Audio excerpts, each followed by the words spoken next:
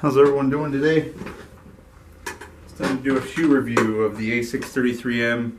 I've been trying to do this for a couple days. For some reason my camera wouldn't work right, but yeah, I'm just going to go ahead and start out by saying the shoe's a pretty good maximal trainer. It's Asics' first non-gel shoe. They had to ditch the gel in order to keep up with the competition and try and get this maximal cushioning shoe out in their 33M, which the M stands for maximal. And you know, the shoe's kind of difficult to get kind of a snug fit. Kind of has like this kind of funny little oblong type of deal going on. Your foot actually fits deep inside there too. It's kind of a steep thing, but there's not much material holding you right here. Really hard heel counter. Usually with a really hard heel counter, you can't really strap it down too tight. Not very flexible of a shoe. I do like this shoe, however. It has a pretty wide toe box, really wide, and you can really feel that when you're running. It doesn't come in wide sizes, but it actually is wide. I mean, my foot isn't the widest of foots, but it's definitely, I have a flat foot, and I do have a Morton's toe, which means my middle toe is bigger than my regular toe, and my foot kind of sits straight, if not the other way, compared to other people's. So I just wanted to explain my foot to let you know, my foot's different than others. All shoes curve this way. My foot tends to go the other way, and I have Morton's toe, so anything with a pointy toe box works for me. The foot-shaped toe box isn't really a foot-shaped toe box in my world because of my Morton's toe. Like my big toe is, my middle toe is bigger than my big toe, but this one fits pretty well. I mean, the only problem I have is this toe box being so wide. I feel my foot kind of moving around a lot in there when I'm running, and causes some hot spots towards the ball of my foot. No blisters though. I mean, I've ran 8 miles in this, and I didn't get one blister. Not even where I thought I would get the blister on the ball of my foot here. This comes with a really soft layer right here, and you can really feel that when you sink down in the shoe. And then this is more of the responsive thick EVA that they added, which you kind of sink in and then stop, and then you get a responsive feel from this very flat, kind of stable type of running shoe, I've noticed. I kind of ditched the laces. They came with those round laces. I just usually go get these regular ones, these 80s, 90s style laces, athletic laces you can get at the store for $2.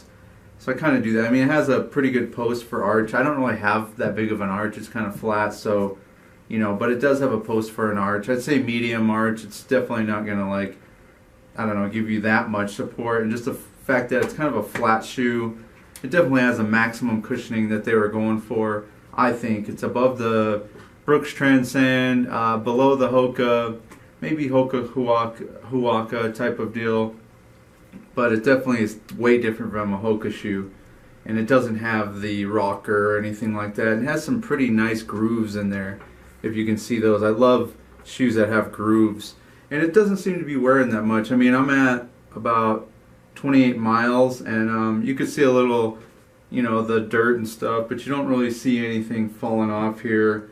It just seems to be like, I mean, honestly, you could probably wear this shoe for a long, long time. Like I said, not flexible. It's kind of hard to get kind of strapped down and kind of snug on your heel here.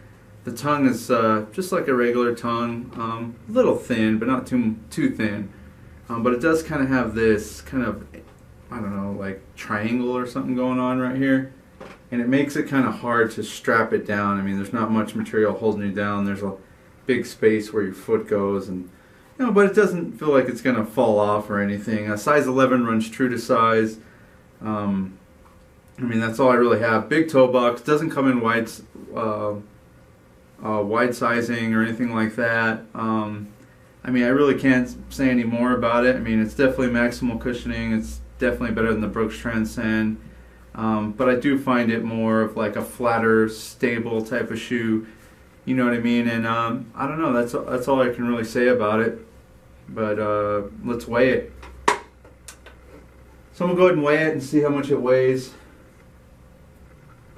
13.1 ounces. I'll zoom in on that. So if that's too much for you, definitely a heavier trainer. It's definitely their maximum cushioning line that they're trying to get into. So 13.1 ounces. That's the left shoe. I'm not going to go through the trouble of weighing the right shoe. I'm guessing it's the same. Sometimes they're a little different. But that's my review of the Asics 33M. They're a maximal cushioning shoe that's sort of competing with Hoka, but I'd say more in between a Hoka and the Brooks Transcend. If you have any questions, let me know in the comments.